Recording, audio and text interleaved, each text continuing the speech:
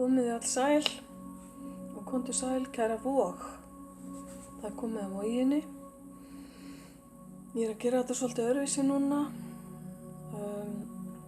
Ætla að taka nokkuð spil fyrir júní og byrja hérna á þemaspil mánaðarins fyrir Vogina. Ég er að nota spil sem ég hef ekki notað lengi eða stundum bara hreinlega aldrei notað, þannig að þið kannski bara sjáu í gegnum fingur ykkar með það ef þetta tekur smá tíma að komast í gegnum þetta. En Vogin fær fimmunni mynd sem þemaspil. Og það gæti verið að einhver ykkar, kæra Vog, sé að glíma við fjárhagserfiðleika þennan mánuðinn. Þetta er líka mánuður þar sem að margir eru kannski að klára nám og að byrja að vinna. Þannig að það kemur kannski smá tómarúm þarna áður en að peningaflæði fer í gang. Og svo fyrir einhvern ykkar er þetta ekki fjárhagslegt, heldur tilfinningalegt. Tilfinningalegur skortur.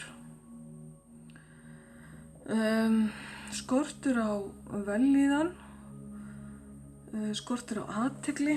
Einhverjum ykkar finnst þið kannski vera útundan að einhverju leyti í umhverfinu ykkar eða ykkar nánustu.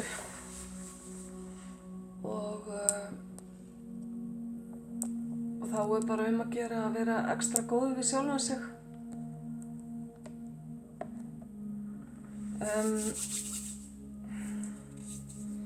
Já, þetta getur verið skortur á ýmsan hátt. Hver og einn verður eiginlega að gera það upp við sig hvað það táknar fyrir hann. Þó að þetta sé þema mánaðarins, það þýðir ekki það að júní verði glataður mánuður. Síður en svo.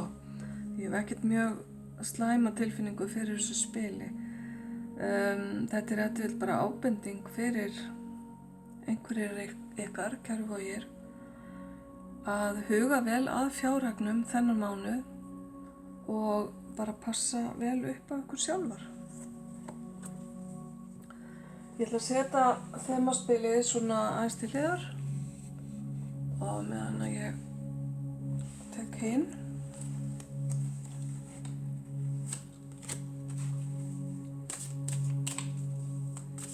Við skulum sjá.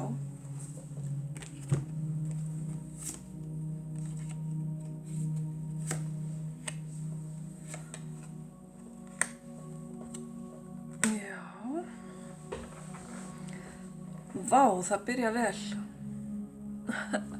Elsku Vog.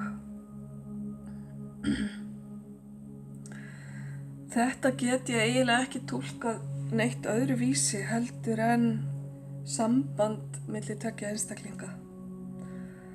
Þetta getur verið fallegt vinarsamband með djúpri og einlægri vináttu. Þetta getur verið ástarsamband.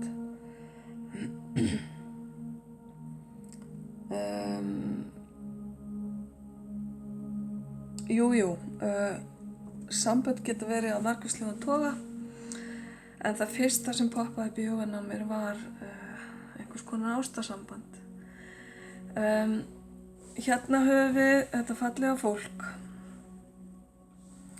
drottning og riddari, og þau eru mjög ólík. Drottningin er sjálfri sér næg, listamaðurinn, hún er hagsýn, hún er góð í að hugsa heimilið og að hugsa sjálfa sig, huga vel á útliti sínu og passar upp á allt þetta jarðneska sé í góðu lagi. Hún gæti þess að allir í kringum hana fái þá næringu sem þau þurfa og hún er mjög skapandi. Hún skapar á ýmsan hátt, bæði í gegnum þessi hefðbundnu listform eins og þið sjáið, hún er að mála. Það getur verið tónlist, svo getur þetta verið svona óhefðbundnari hátt sem hún er að skapa, eins og til dæmis í gegnum hannyrðir, bakstur eða matagerð þar sem tengist heimilinu og ég tengi garð og garðvinnu sterkt við þessa konu. Hún fær útrás fyrir sköpunina á mörgum sviðum. Hún er einbeitt og upptekin af því sem hún er að gera. Eiginlega svolítið niðursokkin í það. Og hún snýr baki í þennan dásemda riddara sem kemur hérna. Er að reyna að ná athygli hennar. Þið verið að athuga það að tarotspilin þau tala konunga, drottningar, riddara og gosa. Og öll þessi orð bera í sér ákveðin kyn. Í raun og veru er alltaf bara verið að tala orkuna. Þetta þarf ekki að vera kona, þetta getur verið manneskja sem býr yfir þessari orku.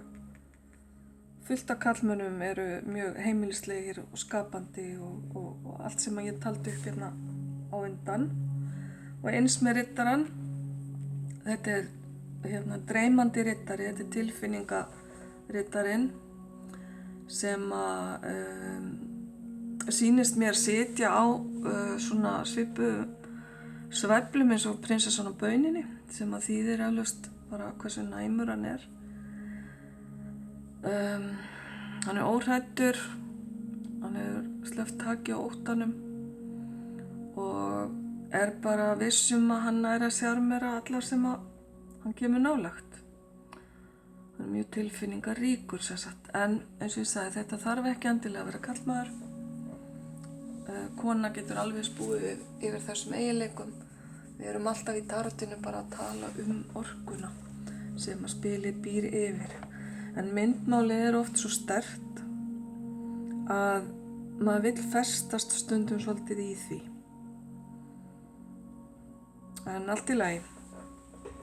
Sko, ég verð að segja ykkur, mér langar óskaplega að færa hann hérna. Sjáu hvað þetta verður allt öðruvísi. Þegar þau snúa hvort að öðru og þetta mikla fallega tilfinningaflæði er hérna á milli þeirra. En ef til vill er það staða sem á eftir að koma upp seinna. Staðan eins og hún er í dag er þannig að þau snúa bökum hvort í annað. Ef til vill vita þau ekki af hvert öðru ennþá. Það getur líka verið hreinlega að þau séu aðskilin á einhvern hátt. Þau getur verið aðskilin vegna aðstæðna, aðskilin í tíma, nú eða bara hreinlega hvor í sínu landinu. Það er eitthvað sem er á milli þeirra sem veldur því að þau horfast ekki í augu. Svanirnir eins og við vitum kannski eru fuglar sem para sig fyrir lífstíð og í mörgum sögum og ævintýrum tengjast þeir oft svona rómantískum sögum og sögum þar sem einmitt prinsessar og riddarar eiga heima. Þannig að þetta er mjög rómantískt dæmi allt hérna. Vonandi bara verður eitthvað slíkt í gangi hjá einhverjum ykkar, kæru vogir. Og það að þau sitji og snúi bökum saman getur hreinlega líka verið dæmi fólk sem hefur stuðning hvort af öðru. Og eins getur þetta verið ábending til ykkar að það sé manneskjarnar sem er að reyna að ná athygli ykkar en einhverju hluta vegna þá sjáið hann ekki eða heyrið ekki í henni. Þannig að það er spurning hvað þið viljið gera í því. Við skulum halda áfram og taka næstu spil.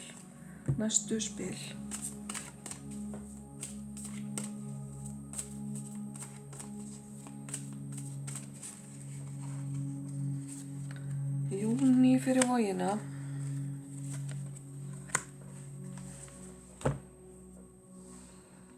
Já,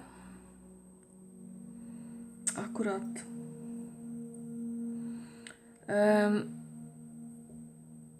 Kötturinn, hann er fallegt dýr. Þeir sem eru kattafólk skilji hvað ég er að meina þegar ég segi að kötturinn er sjálfstæður. Hann fer sínar eigin leiðir og þú lætur kött ekki gera eitthvað sem hann vill ekki sjálfur gera. Það er svolítið skilaboðin hérna. Þetta eru skilaboð til þín að setja þér heilbrigð mörk. Láta ekki plata þig út í eitthvað sem ekki fellur þér. Það er skýr áhersla hérna á sjálfstæðið sem að kötturinn býr yfir í ríkum mæli. Það er stundum talað að kettirnir eigi mannfólkið en ekki öfugt. Þú ert kannski mjög sjálfstæð, kæra Vog, og hefur sett skýr mörk í kringu þig. Veist hvað þú vilt og veist hvað þú vilt ekki. Og nú er ég að tengja þetta líka inn á hérna spilin sem ég fór yfir áðan. Og það að vera sjálfstæður getur farið út í ofursjálfstæði sem getur leitt af sér líka það að vera svolítið, að loka sér svolítið af frá öðru fólki og jafnvel að verða einmana.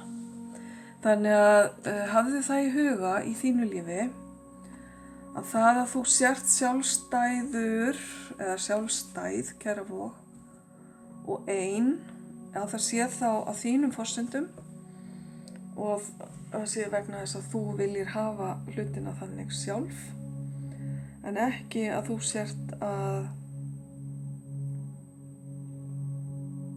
ekki þannig að þú sért að byggja veggi í kringu þig og skapa þér einmanaleika.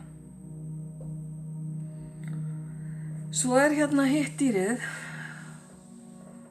Þið fáið hérna 2 dýr úr þessum stokki og þetta er svolítið fyndið hvernig þetta tengist í kvöld. Ég vil tengja köttinn við karlorkuna hérna og þar sem er líka tígristýr, kattadýr í þessu spili og þetta sem ég var að tala með sjálfstæðið og skýru mörkin. Bikarkóngurinn er bikarriddarinn er mjög vissum tilfinningar sínar og hann fylgir þeim í hvívetna og er sjálfstæður af því leyti þar sem hann er alltaf einn á hestinu sínum. Síðan er hitt dýrið hérna, froskurinn. Og froskurinn kemur inn á það að hreinsa til í kringu sig. Að losa sig við alla óþarfa bagga og alla þyngd sem er að íþyngja manni. Enda hann stekkur léttur á fæti og milli laufblaða. Og þetta finnst mér svolítið tengjast inn á það sem ég var að segja með kvennorkuna hérna áðan. Alla þessa sköpun sem er í gangi. Sköpunin er ákveðin leið til að tjá líðan og ákveðin leið til að losa og koma upp á yfirborði hlutum sem eru í innra með manni. Þannig að froskurinn er svolítið vísbending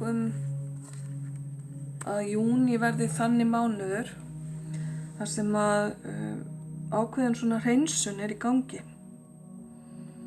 Þar sem þú ert að losa þig við allt sem að þér finnst vera ónauðsynlegt og áhersla á sjálfstæðið þitt. Ég fæ samt pínu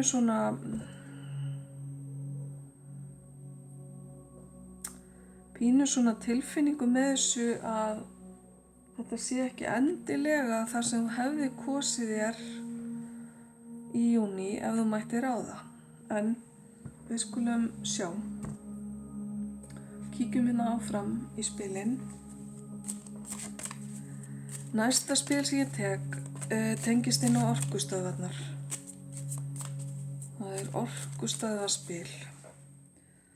Þetta eru spil sem ég hef ekki notað mjög mikið, þannig ég að læra á þau.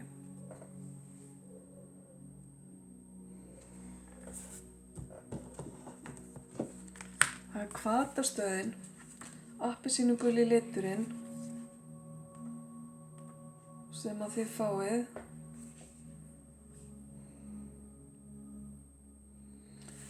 Þetta spil hvetur ykkur til þess að hætta ekki leiknum eða hætta ekki leitinni fyrir en að þið eruð búin að ná takmarki ykkar. Það er að segja að hann hvetur ykkur til þess að sýna úthald. Spilið hvetur ykkur til að sýna úthald og smá þrjósku og halda áfram með það sem að þið ætlið ykkur í júní. Ekki gefast auðveldlega upp.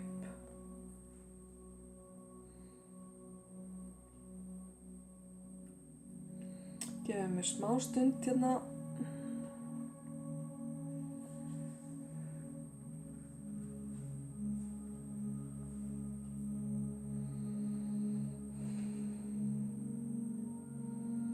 Já, þetta er líka, það er líka í þessu spili þessi líðan að finnast maður vera að það sé verið að ganga svolítið á hjálpsemi manns, að þú réttir fólki litla butta þá tekur það allan handlegginn. Þannig að það kemur inn á mörkin sem við töluðum áðan með hana kísu, að setja skýr mörk og passa sig að láta fólk ekki hreinlega misnota sig á hvaða hátt sem að það er. En sýna bara staðfestu og halda ótrúður áfram að gera það sem að maður ætlar sér, því að þannig nær maður árangrinum sem að maður vill.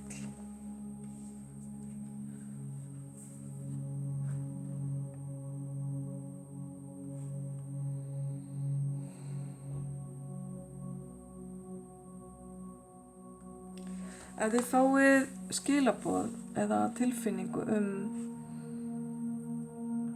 að fara ákveðna leið,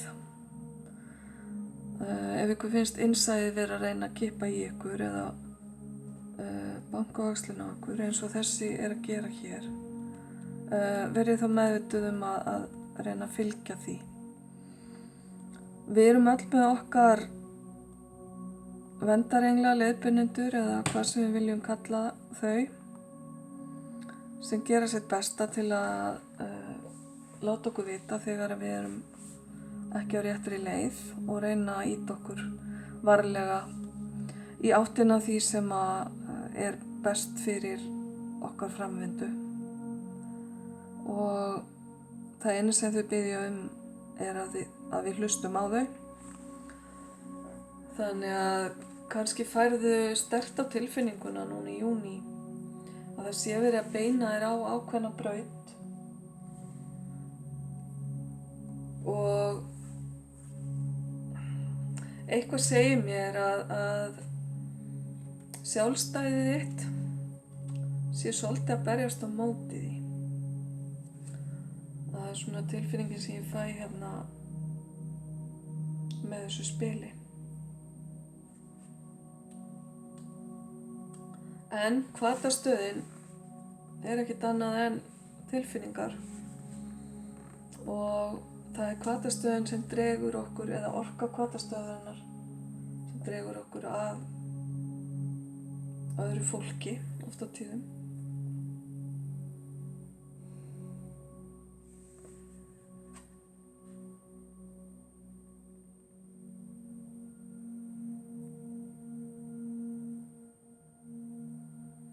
Einbeitt að því sem að þér finnst styðja þig og gefa þér eitthvað jákvætt í júní.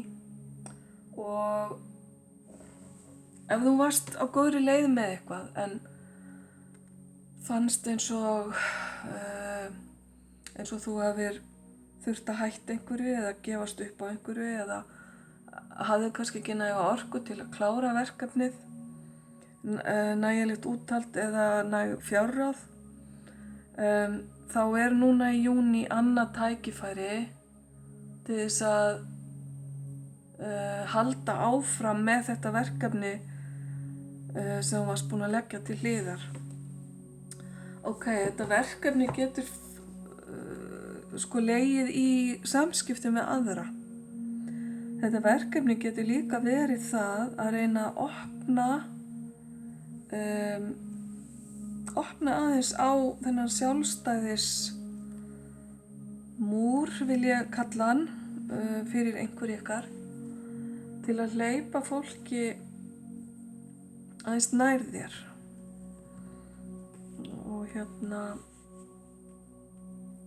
Og þetta að snúa baki í aðra,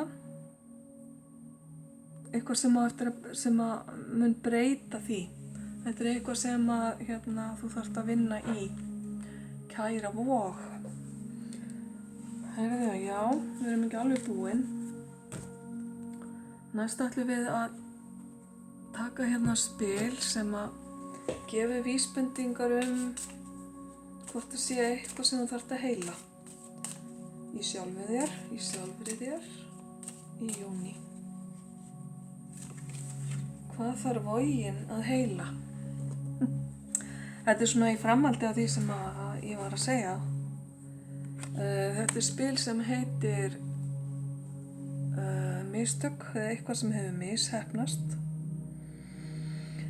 Það það sem þú þarft að heila. Þú þarft að fyrirgefa sjálfum þér í júní.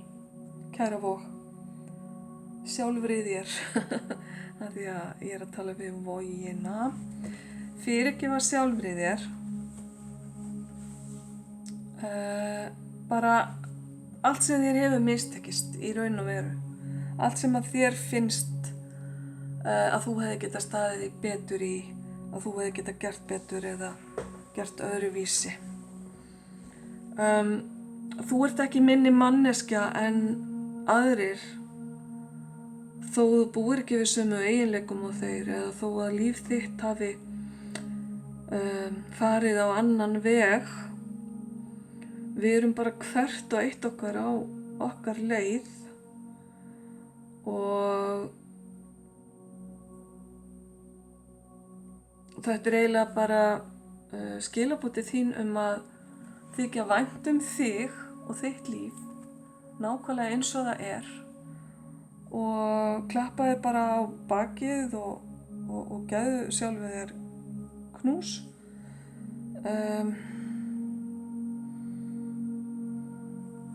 Og áttaðu þig á því að við gerum öll mistök.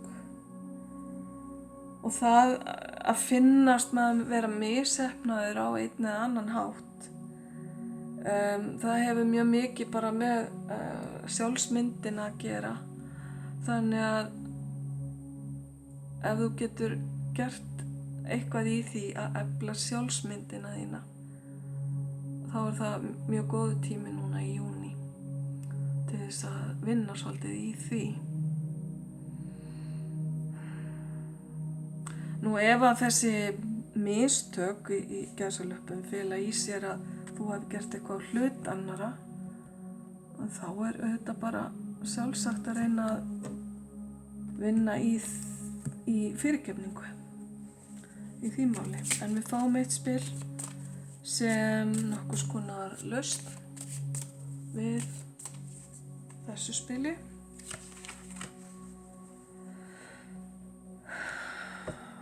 vá, hvað það er falleg lögn fyrir ykkur, kæru vogir.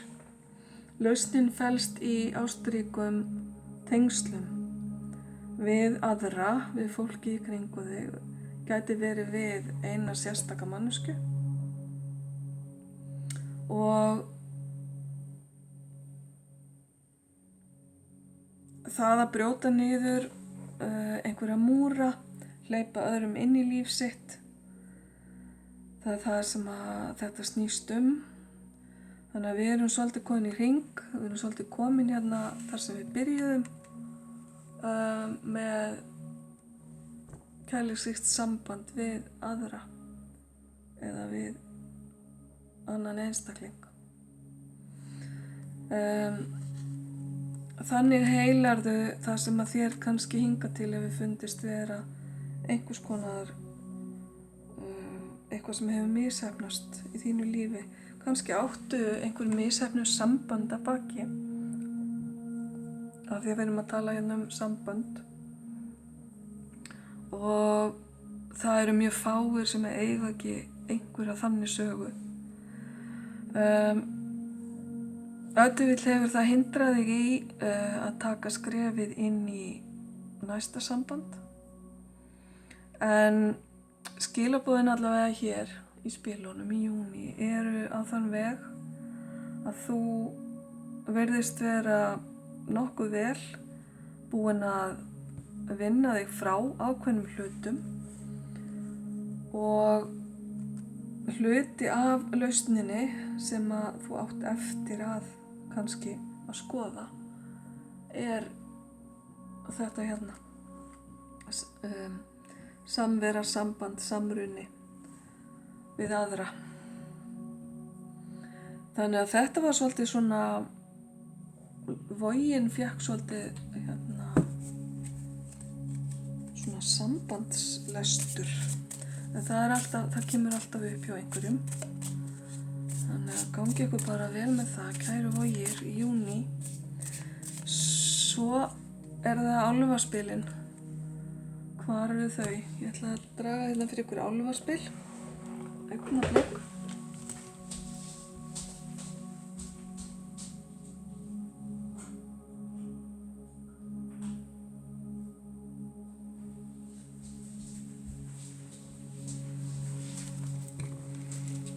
Af því að það komið sumar, þá eru þessi spil svo falleg núna. Vogin fær, sjáu þetta. Ástarlíf eða elskaðu lífið, fyrir eftir hvernig þú lest þetta. Love life. Það er ekki hægt að skálda þessa hluti, sko. Ég ætla að lesa þetta hérna á ensku fyrst. The basis of your question involves your romantic life, which is now changing for the better. Þannig að það eru mikla breytingar á rómantíska, á ástarlífinu í júní. Elsku kæru vog. Samgleðst þér innilega. Svo er það síðasta spilið. Það er úr þessum hérna stokk. Uppreisnarstokkurinn heitir hann. The Rebel Deck. Þetta spil er meira svona til gamans.